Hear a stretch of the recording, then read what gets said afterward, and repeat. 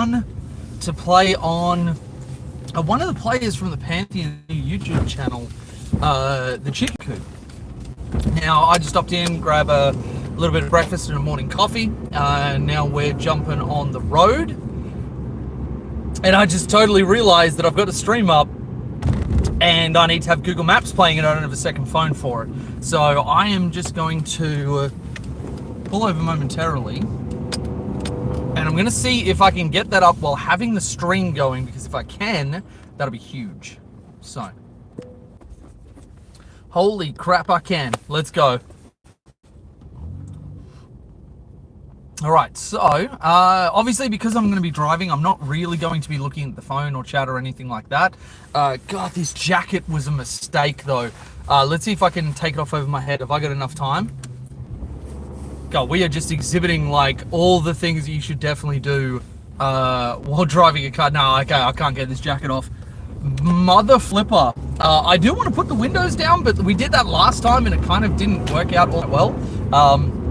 But anyway, while I'm driving, because I won't be looking at the phone or anything else and not responding to chat, I figured it'd actually be a decent time to talk through the list that I'm going to be taking. Because obviously, you know, being a primary Tau channel, the whole point of going down for this, aside from being able to play on stream, and if you're interested, go and check out the YouTube channel and Twitch channel, The Chicken Coop.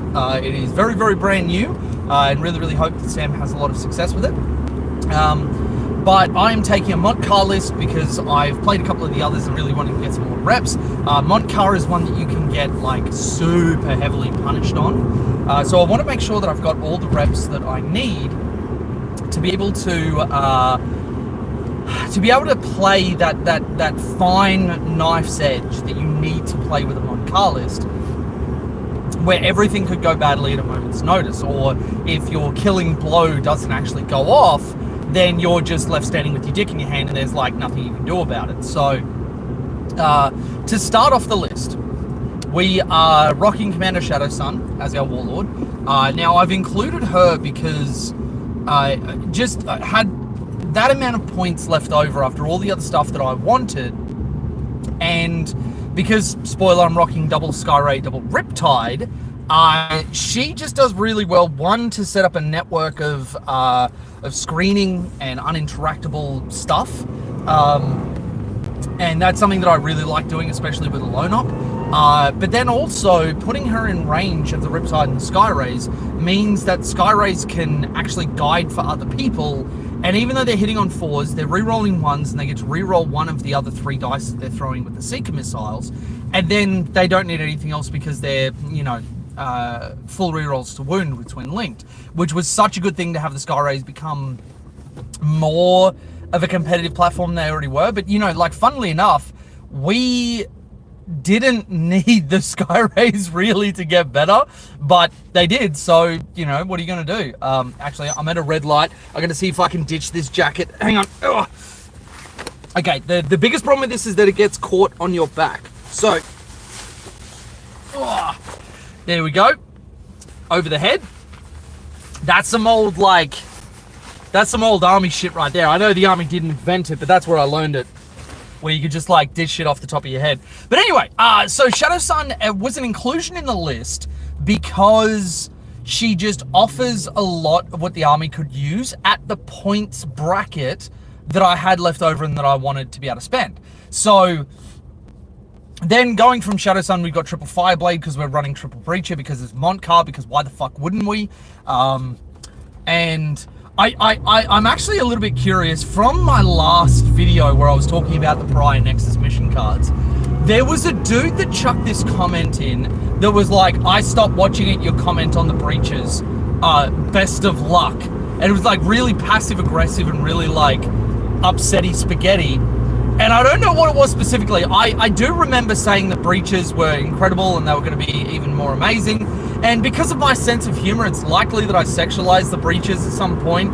Just, you know, because they're just little snacks just sitting there, being S tier and shit, like wonderful models. And so I don't know what triggered him so much about that, but let me just add to that. Breaches are the most fuckable data sheet in our codex.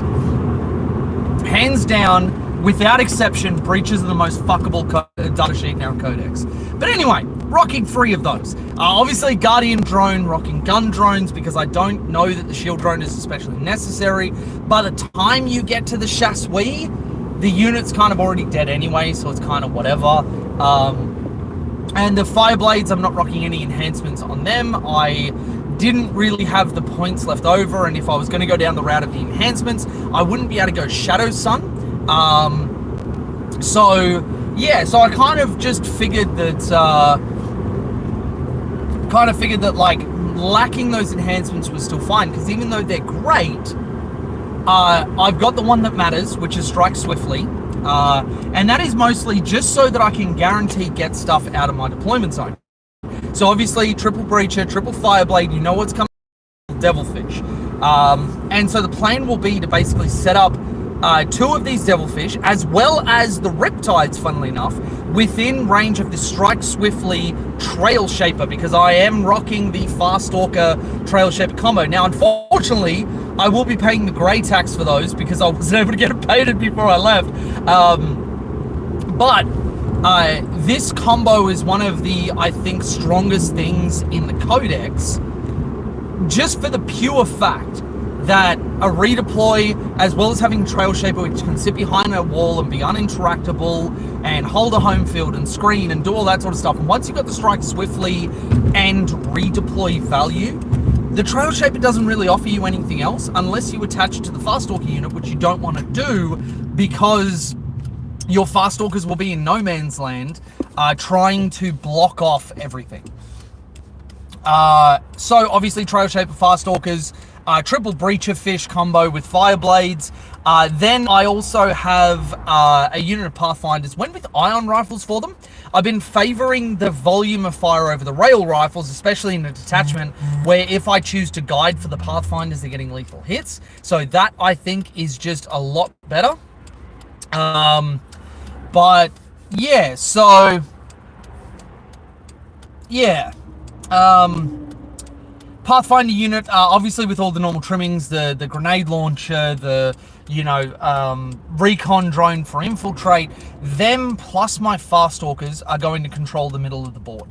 And potentially, because I believe against Sam, I'm going against Chaos Knights. Now, I did not list Taylor at all.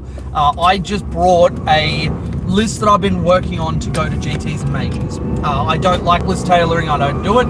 And I honestly think if I can't beat someone without list tailoring, then I can't beat them. So yeah, then finishing it off, we have triple stealth suits. Obviously they are our premier data sheet. They are our best guiders. They're 60 points, just really kind of insane for what they offer. And yeah, so I went with a gun drone and a marker drone on each of the marker, because they don't come with marker light. There's a car in front of me whose license plate is 44 Sir, and like, I just have going in my head like, the sir, this is a Wendy's, and I feel like that's the license plate doing that. Anyway, so triple stealth suit, and then I've got double Skyray and double Riptide. Now Riptides I was a little bit lukewarm on, but there is just something about the damage 4 guns that you really don't get elsewhere, and I was sorely tempted to put in ghost kills instead. But I'm going to try the Riptide, see how I feel about them at the 180 point mark. The damage 4 guns into so many different things, into Thunderwolf Cavalry, into some of the Sisters units that we're seeing coming up, into Bully Boys, into, all these different things. Even getting through 2 out of the 6 shots still feels incredible to go like, cool, 8 damage on your vehicle body. Or, alright, cool, that's 2 dead Bully Boys. And obviously they got their feel no pain and everything else, but the more dice you can make your opponent roll, the more chance for things to go wrong there will be. So, yeah. So, yeah.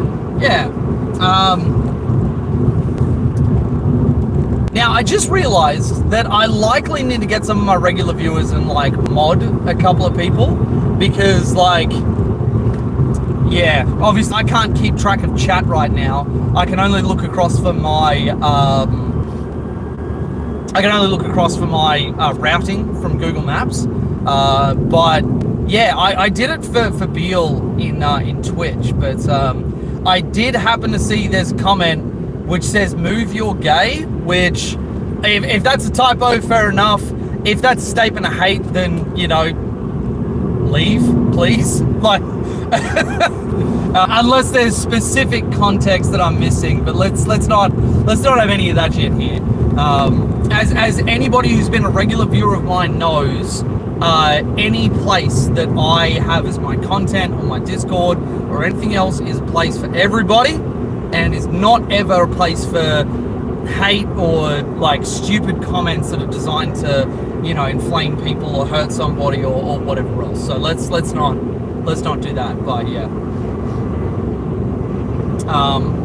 expensive plate. I don't actually know. I never looked into what a custom plate actually costs in Australia, so I don't even know what the cost of getting those done is. But yeah, so that was an overview of the list. That's something that I'm finding is very, very strong. I have seen people running tower lists that don't have the Trail Shaper Fast Walker combo, and I just can't bring myself to do it. In every single list I play, like having that mid-board control is just so fucking powerful that I don't know how people are running their tower without it. Like, it's just, and for anybody who's not familiar with the combo, the Fast Stalkers have Infiltrate. And because they're a 12-person unit, you set them up strung out across, like, all of No Man's Land. Like, literally, I can touch, like, 3 No Man's Land objectives using that unit on most of the deployments. Now, I'm keen to test because we have new deployments in the Pariah Nexus mission pack, which Sam and I will absolutely be using. But, like, you can string out a disgusting distance, like, enormous. And with that, I don't know why my voice went high like that. With that, being able to string out that far means that you're able to block off in one fell swoop, especially if you get Defender, or if your opponent gets Defender and doesn't have the prescience of mind to put down an Infiltrator first. You're blocking off an enormous amount of the center of the board, which is immensely powerful. And then the Trail Shaper says pick this unit and one other Kroot unit on the table. Not line of sight, not within a certain range, just one other Kroot unit on the table. And then redeploy them. And this is after you find out who goes first. So the power in this is that you see who's going first, and then you make a choice of, all right, do I want to put my Kroot in a position where I'm move blocking you, you can't run past, I can run up 7 inches because I'm going first, and I can stand in front of you and put you in a pseudo form of Kroot jail, or am I going second, and if I leave this unit here, will you just slingshot off them to get more distance than you should be getting? And then that creates a little bit of a problem, and so on and so forth, and you just go, nope, I'm just going to pick them up, and you could put them back onto the board either using the Infiltrate keyword, which you are allowed to do on redeploys, or in your own deployment zone if that's what you want to do, or you just put them into strategic reserve. It's like, for the points that you're sinking into it, it's like 65 for the Trail Shaper and 85 for the Kroot Fast Stalkers. I would pay more points than that for a combo that powerful. That's stuff that, like, when I was learning Sisters right before the Codex, still using the Index, there was basically nothing that I can think of that had Scout or Infiltrate. And it literally didn't, it made me uncomfortable. It literally made me uncomfortable because, like, I had no board control. I had nothing that I could do. So, yeah. Alright, we are on track. Mate, what is this street? What do you mean, Masu? This is me driving to an event, hanging out, chilling out with anybody who wants to join me, and only being able to look at my phone when I'm looking at the route. That's it. Just talking random ass shit, which I'm actually going to be doing a ton more of, like, not just like keeping up with the tower stuff and the 40k stuff and everything else, but also keeping up with, letting people into the little things that I'm doing in my life, gaming and whatever else. And yeah, yeah, and I mean, if it's something that people just genuinely don't like and won't watch, then, you know, fair enough. You take that temperature test, you find out, you know, what people are actually into and what they're not. And, you know, I don't think content is really, outside of like the rage bait, clickbait sort of shit, I don't think it's an exact science. But yeah, like, I'm sure there's plenty of shit that I'll learn along the way, but if you don't ever take swings and find out something that people may potentially love, like we had the driving stream where we ended up at Combat Company, and we're walking through and you know, showing people like all the models and that sort of stuff, and walking around the store, just having a little bit of a shopping day with Chell and Mushu. People ended up genuinely liking that, and that was something that I was a little bit hesitant to even click the go live button on, because I'm like, it's just me walking around a shop, like, why the fuck would people care? But people enjoyed it, so yeah, here you are. Anyway, back to the tower. I find that with Montcar, I have a really, really good ceiling, and there's a lot of differing opinions on the detachments and everything else. And with the codexes coming out in rapid fire, we are actually finding that the meta hasn't really had a chance to settle on any one particular thing. Because CSM came out, and you've got Orcs came out swinging massively. You've got Sisters that are coming out looking really, really, really good with all of their detachments. And so there's not really a consensus on what is particularly amazing outside of Kroot. And I think this is something that a lot of the pros were saying very, very early on. All the people that think that Kroot is a meme detachment, you like, check yourself before you wreck yourself, because that shit is not true under any circumstances. Like, Kroot has the highest ceiling of play that exists in the game for Tau at the moment. But I think Montcar is a very, very sort of close second to that, just because there is so much that you can do with mobility. There are so many list decisions that you can make. There are so many things that will make the detachment work, but it's also something that can be punished quite heavily. And I think that Montcar can be a little bit of a trap to newer people, same as like Retaliation Carter can be, where Retaliation Carter is fun, don't get me wrong, really, really fun. But it's also something that if you're not playing extremely well, you can get punished super easily, like super, super, super easily.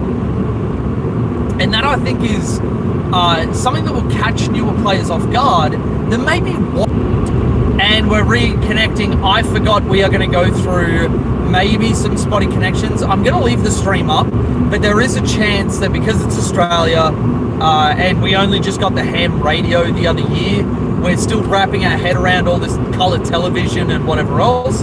But yeah, the stream might drop. But what was I saying?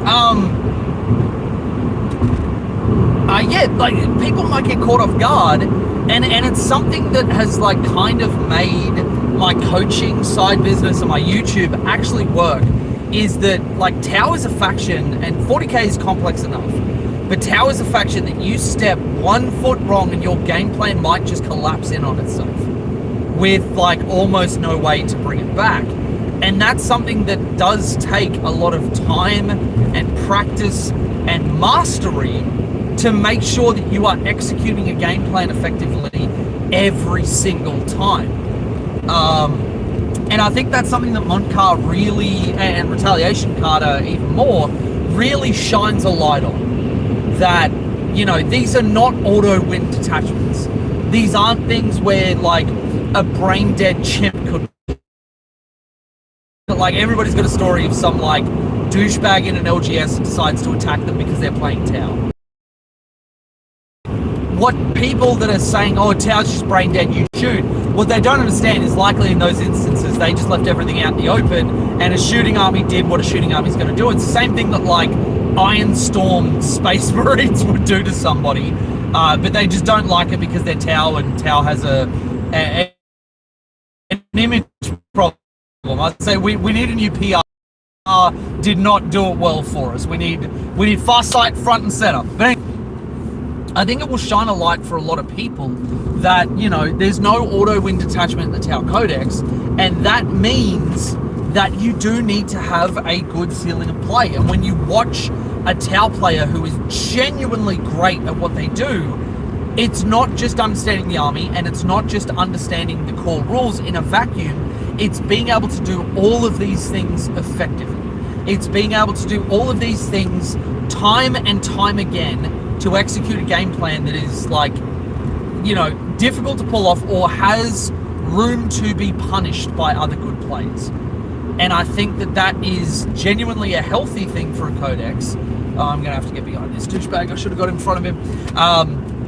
I think that's a healthy thing for a codex, because we've seen what happens when people just auto win their games, and the community hates it, absolutely hates it. But then, you know, it's, oh, somebody broke down, that's what we're doing. Okay. Oh, poor dude with a massive mullet. Actually, I wonder if I can turn the camera off. There's just like people chilling on the center thing, just hanging out, just being a bloke. Just, yeah, let's change that back because the light might turn. But yeah, super keen for our game, but old boy's a different kind of anxiety getting ready and watching a live stream of the person on the way to my place. Oh my god, yeah, I didn't even think about that. You know, it's gonna be fun. We're gonna have a fun game. We're gonna have a really fun game. And actually, anybody who's watching this, go and hit subscribe on the Chicken Coop. So Sam is just starting out her journey with 40k and YouTube and all that sort of stuff, and yeah, very, very good Chaos Knights player. Been playing it for the longest time, and picking up Crute as well. Go on, dude, go on, you non-planning ahead, stupid motherfucker. And yeah, so really, really keen to see what they can do with their streaming setup. So I think will be going a different route to what I'm doing, where, you know, they may do like breakdowns of the armies and lists and everything else, but I think that Sam has her eye on live streaming games and that sort of stuff, which would be cool, because there's not a ton of people doing that in Australia. It's usually, like you see, from Europe and the US and everything else. So yeah, go and check her out. But oh yeah, Sam, so if you're still here, full disclosure, I almost pulled the plug because I did have just a little vomit last night. Just tiny bit of vom, and I was worried that I might have like caught something or whatever, but I think it might have just been like something in my stomach not sitting well.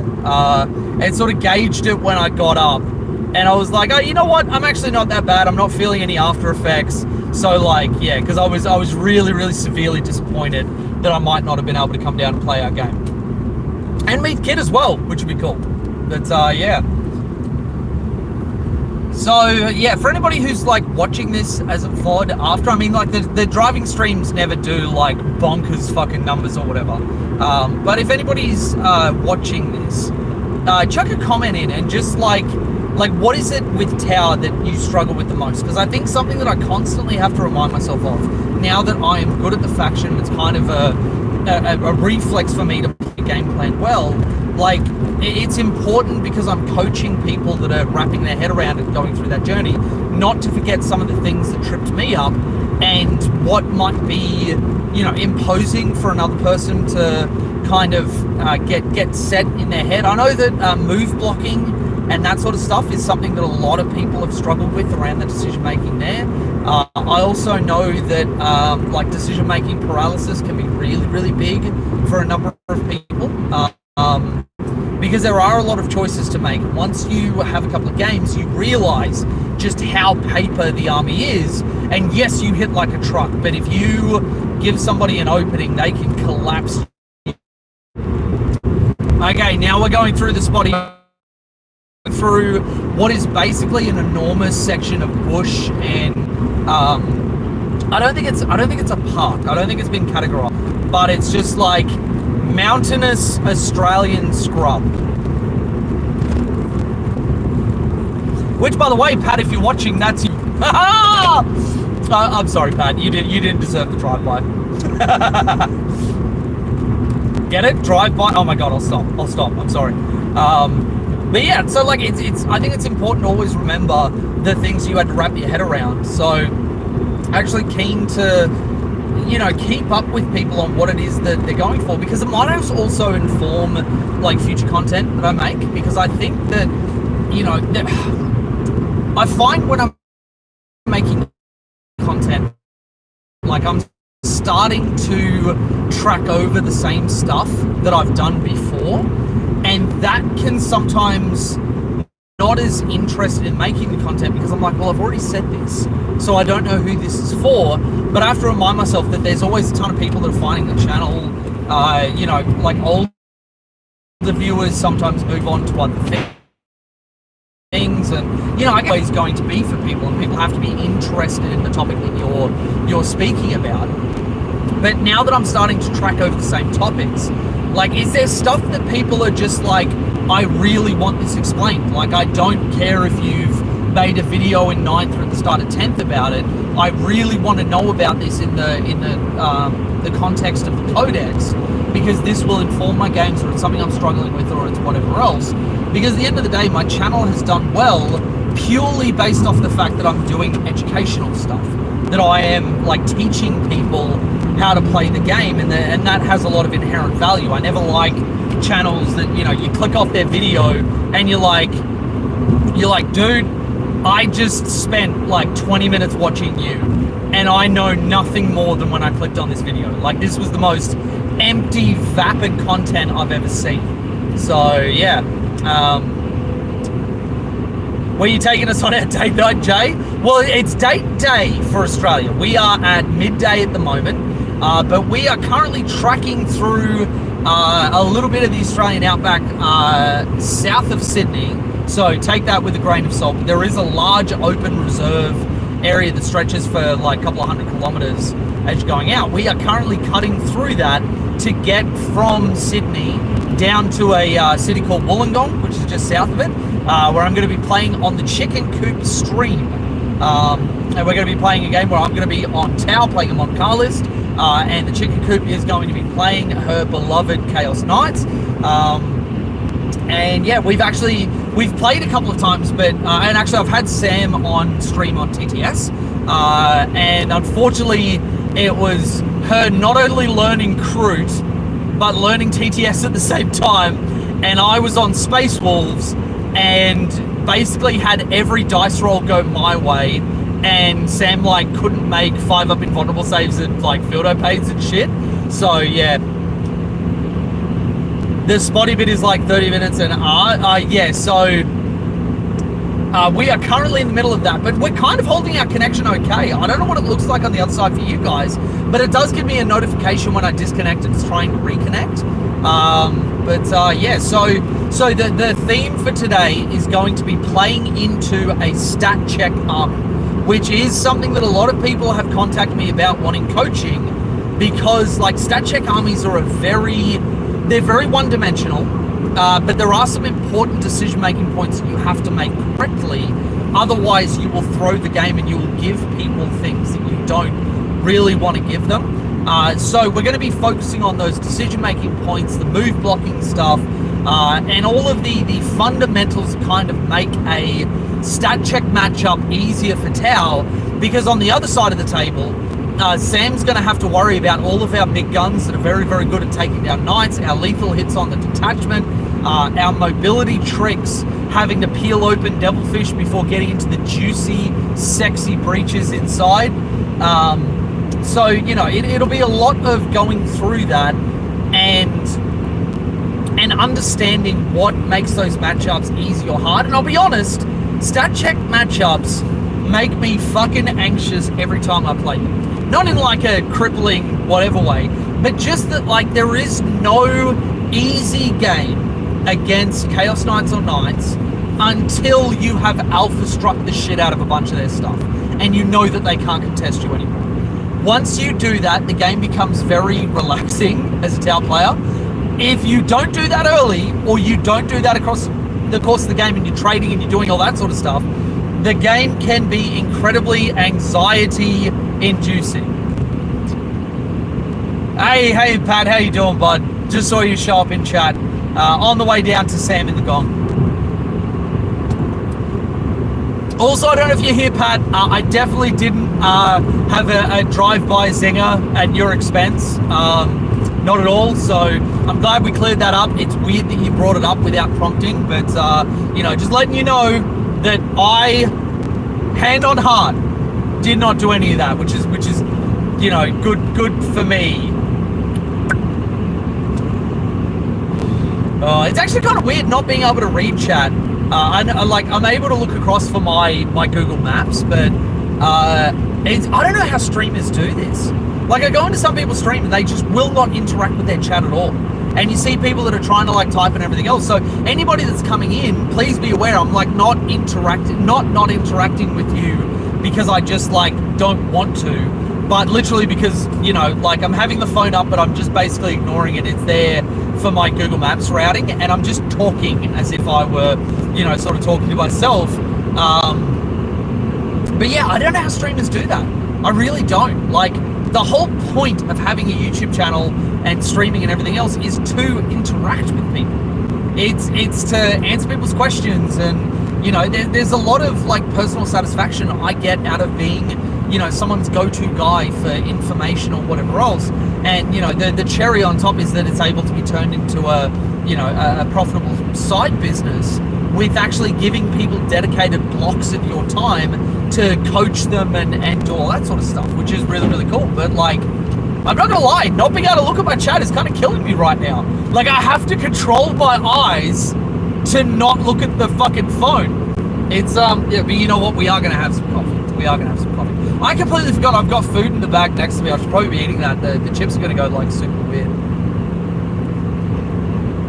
Which, by the way, for any non-Australians that are watching, you guys call stuff like, Americans will have like your fried potato chips are fries, and then your chips in a bag of chips. In England, they'll call hot chips chips. They'll call chips in a bag crisps, and then I don't know what the other form of chips is. Australia, it's chips, and chips. That's it. Or hot chips is the whatever. But usually we use that vernacular for like chips you can get from like a fish and chip place or a chicken shop. You get hot chips from there. If you're just going through like Macca's or KFC, you're just getting like chips with your meal, which I always find funny, some of the language differences between our countries, and how some people will like literally die on the hill that they're correct, that their country has the correct naming convention for it. Though I will say, I will die on this fucking hill. If you're shortening a Parmigiana, it is a Parmy. Anybody who says Parma or Parmo is a sociopath that will kill at will. They are the people that are wrong with society and are making it so that Australia's gonna die. But no, seriously, it's Parmy. It's Parmy, and I don't care what anybody says. And also pineapple on pizza. I'm just dropping all of my opinions.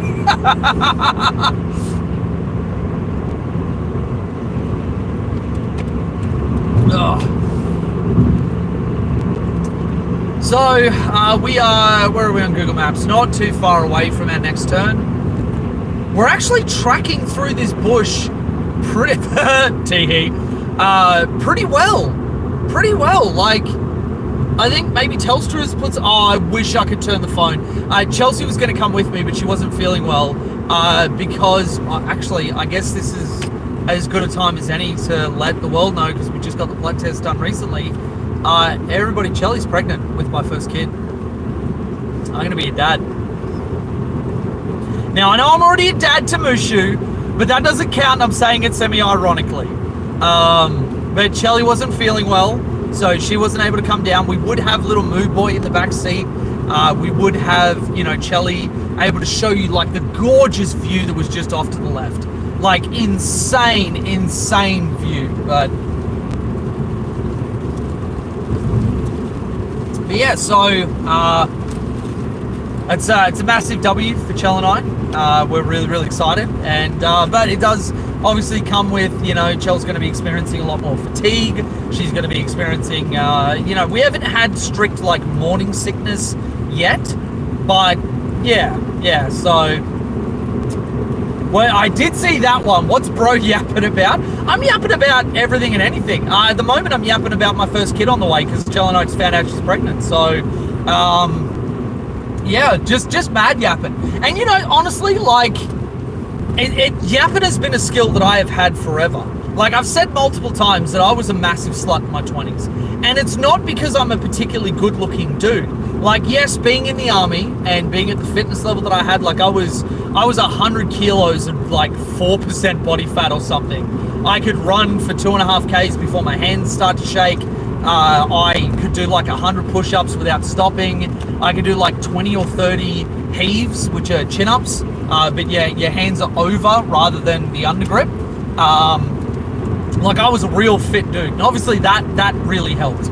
But my biggest skill was actually just being able to fucking talk to people, like anyone, being able to walk into any social situation and do well. And actually, I had one of the boys that I used to go out with a lot that I would sort of like always act as a point man. Like, I would go up and I would chat to a group of girls, and they'd be like, oh, this is my friend blah, and this is my friend blah, and this is my friend blah. And all of a sudden, these shy, insular dudes that would never chat to a group of girls or had a real trouble going up and like talking to new people, would all of a sudden have the ice broken already, and then be able to come in and just bounce off whatever I was doing.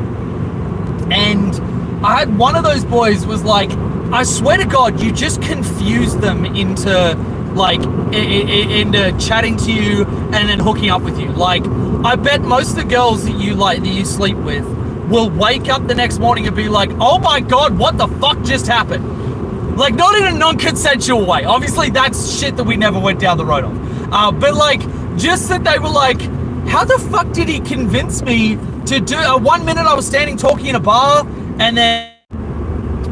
Ain't that some shit? It's fine through scrub, but then as soon as we get close to Wollongong, all of a sudden the network drops out. Anyway. This...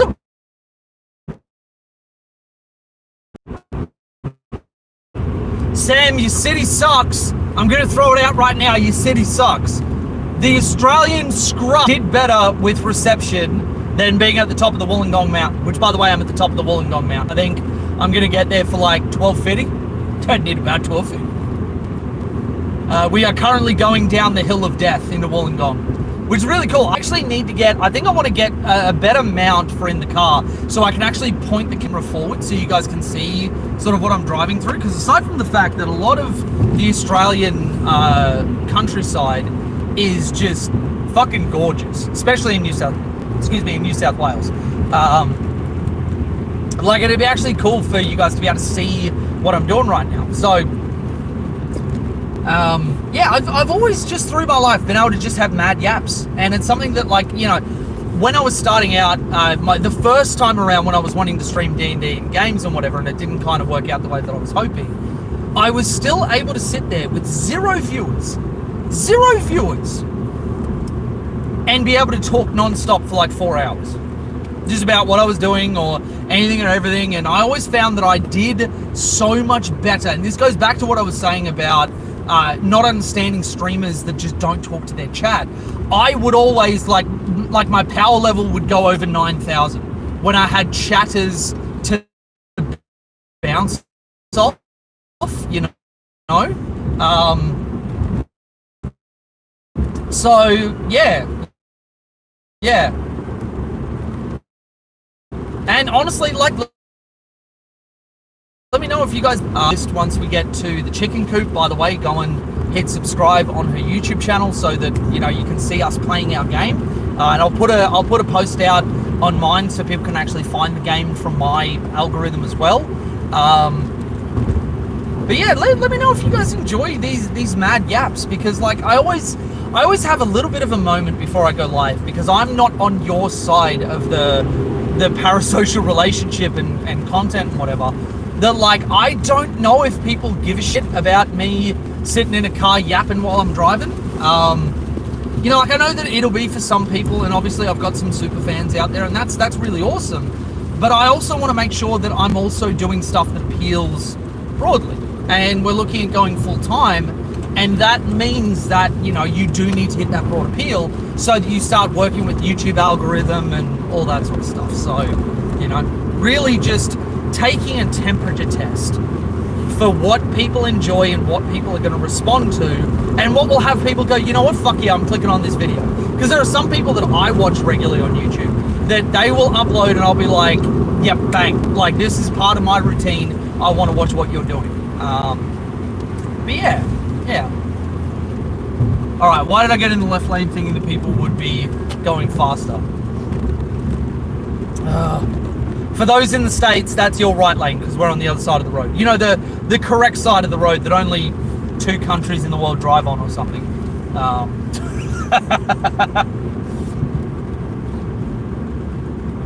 All right, so where are we turning off? Google Maps says we've got 4.6 k's till our next turn off. Okay, guys, why are we going 70 in an 80 zone? All right, can you, like, guys, or girls can be shit drivers too. Can we just that's something that actually maybe being on stream will be a good thing because like, I sometimes can get a little bit of road rage, not in like a, you know, it goes outside of the car or I drive dangerously or anything like that, but like I will just vent my feelings very loudly and aggressively. And I'm sure there's a content niche for that, but I don't think it's one I want to fill. But yeah, there are some times that I'm just like, oh my God, motherfucker, could you drive normally? And actually, there's something that I've noticed living in Sydney for a while now.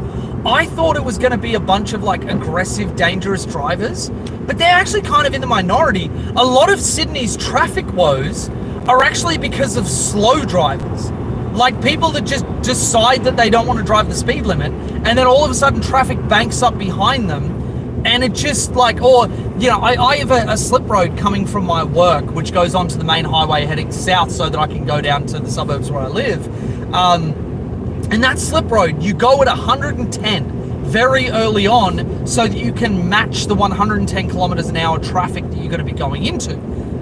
There are, like clockwork, there is always somebody who will drive 60 kilometers an hour in a 110 zone, and then it's banked up traffic all the way behind them. And then as soon as you get on the highway where people splinter off, there's no traffic whatsoever.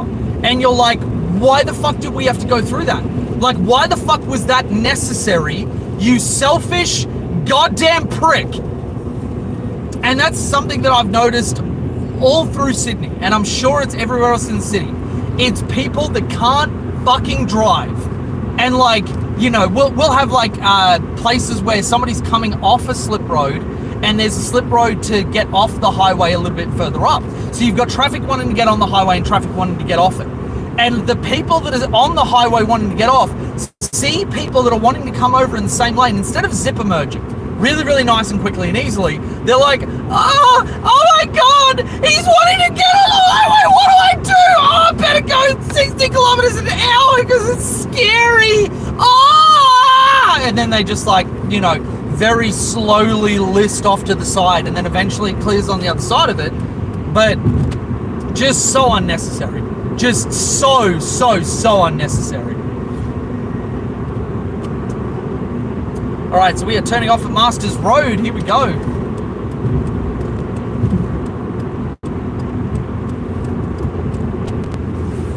All right, we are getting very, very close, chat. If you haven't hit sub on the Chicken Coop's YouTube channel, make sure that you do. Where am I turning off? Oh, I'm actually just on the other side of their place. Let's go. Yeah, we will be playing on stream very, very soon, and running a Monte Carlo list. So to run over it just for the end of this stream, Monte Carlo list, Strike Swiftly is the only enhancement. That's on a Trail Shaper, which is going to be with the Fast Orca combo. We have Shadow Sun, Triple Fireblade, Triple Breacher, Triple Fish, Pathfinder Unit, Triple Stealth Suits, Double Sky Ray, Double Riptide. Oh, Double Piranha is the other thing that I forgot about. Double Piranha, these guys have been making their way back into my list because they are incredible for 55 points. Seeker Missiles, Battle Shocks, which interact with the new mission pack quite heavily. Excuse me. And a Scout move of 9 inches, 14-inch normal move. These guys are popping up in like almost every list that I run. So, and now with them having Assault, you can auto 6 them to have them go, wait for it, 29 inches in the first turn, motherfucker. 29 inches. Oh, my goodness. That's the stuff that gets you erect in the morning. Anyway, we are coming up to our destination. So, I'm going to pull over. We may not have any extra time for extra yaps. But, yeah, because I already have gotten here like an hour later than I wanted to. But, thank you for hanging out, everybody. Now I can actually catch up with some chat now that I'm allowed to look at my phone. All right, so...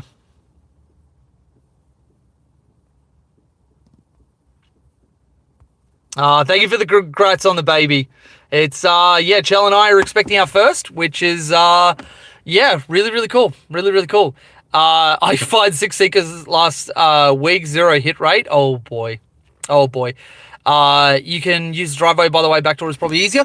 I think I am off any driveways or whatever else, but yeah, guys, we are going to say goodbye. I am going to head on in, and obviously, you know, I'm dressed for success, just in a Pantheon shirt and trackies, and I am Mr. Dags today. I am Mr. Dags, but yeah, really, really keen to get this game started. Click on the chicken coop. She's typing in chat at the moment.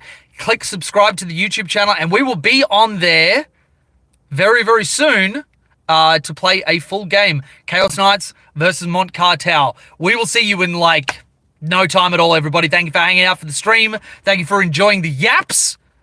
And, yeah.